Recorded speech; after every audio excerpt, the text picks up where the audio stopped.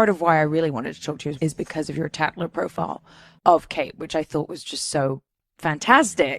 Well, yes, it was the beginning of lockdown, and I was asked by Tatler to do a, colourful piece on Kate, and what they didn't want was a puff piece. Great. And this piece created the most enormous backlash. I just could not believe it. And one of the things that was levelled at me was that I had said that Kate was perilously thin. I mean, as I was thinking of Tom Wolfe and New York Social X-rays or Hollywood stars, they're all size zeros, they're all perilously thin, and that's kind of a compliment. Yes, my piece did have a very snobby side. I'm writing for Tatler. It was an article I thought would be sort of tossed aside by, toffs in stately homes in Britain. And anyway, everyone went berserk about that. And Kate and William said they were going to sue Tatler. So I had 4 months in which I was rung up by the Tatler managing director and told, and I had the world's media saying, please, can you speak, please? And I was told, please don't speak. So for 4 months, I did not speak, which was very annoying because I had another book to publish. And everyone wouldn't interview me because they said, we can't talk to you unless you discuss Tatler. No, nightmare. Nightmare, exactly. That aggrieved me even more. I cannot discuss Tatlergate. And this is really interesting in light of what's happening with the media and the palace today. So I remember vividly, it was a September Thursday evening, and I was rung up by Louisa Parker Bowles, Camilla's niece, who was then managing director of Tatler. And she said, don't worry, it's all been sorted with the Condé Nast lawyers. William and Kate, they're not going to sue. But the one thing is, you absolutely must not discuss this. So you can imagine my consternation on Sunday when I go and get the Sunday newspapers, and front cover of the Mail on Sunday is Kate's victory over Tatler, double page spread on me, absolutely, my God. Yes. And I knew that Tatler hadn't leaked it. I knew that I hadn't leaked it. So I knew that the leak had come straight from Kensington Palace. And a year later, the journalist who was asked to write the piece verified that William had rung up the editor of the Mail on Sunday that Friday morning, and somebody from his office went to have lunch with them, and they planted that piece. The royal family manipulate the media. I'm talking about the print media, the British print media, in a way you simply would not believe. So, for example, in the mainstream press, it is verboten to write a piece in support of Meghan and Harry. Wait. So when you say, they must say this narrative, the spotlight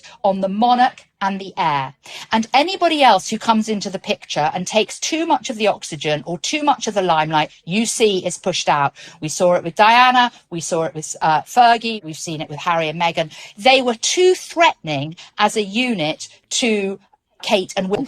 But I do think what's incredibly unfair is that there was the tide turned, and I believe, Harry, that was instigated from within the palace. And you cannot fight the palace narrative. And when you say the palace, who are we talking about? Are we talking about Charles and Camilla and a couple of designated press officers? Well, let me say that nothing is leaked without the nod from the principals. So, for example, this latest thing about William and Kate being filmed by a member of the public in the royal family manipulate the media. I'm talking about the print media, the British print media, in a way you simply would not believe. So, for example, in the mainstream press, it is verboten to write a piece in support of Meghan and Harry. Wait. So when you say, they must say this narrative about Meghan and Harry, you mean this in the way that journalists all sort of move as a pack, right? It's not an actual dictum. No, it is an absolute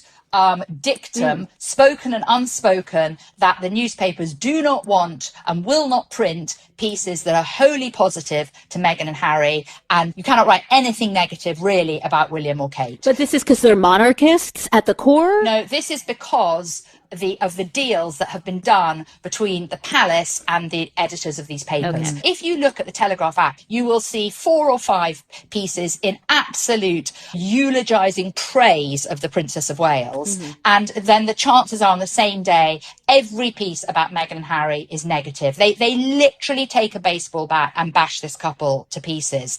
And it is because of this that I have completely changed my view towards Meghan, but also towards Harry. So when Mexit happened, I thought, well, it was ill-conceived and they were acting in probably quite a petulant way, and couldn't they have made it work?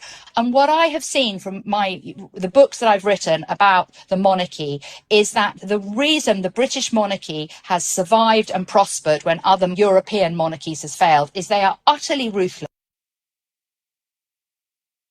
I have never been a tremendous fan of Meghan and Harry, and I thought that the previous episodes were rather self-indulgent and a lot of it was unnecessary. I found myself really staggered by the latest batch of episodes because it seemed to me that Harry is absolutely telling the truth.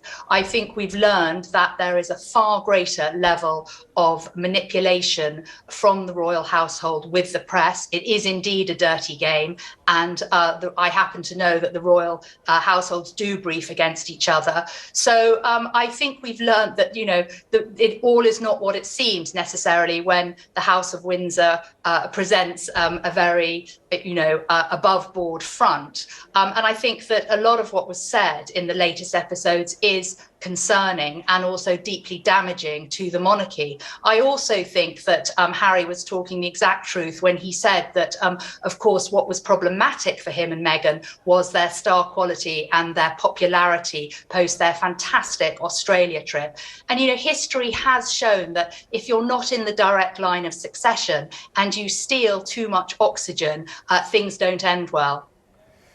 Do you think anything will change as a result of any of those comments? Sadly not. I think that they'll be brushed aside under the carpet, as Nicholas Witchell said.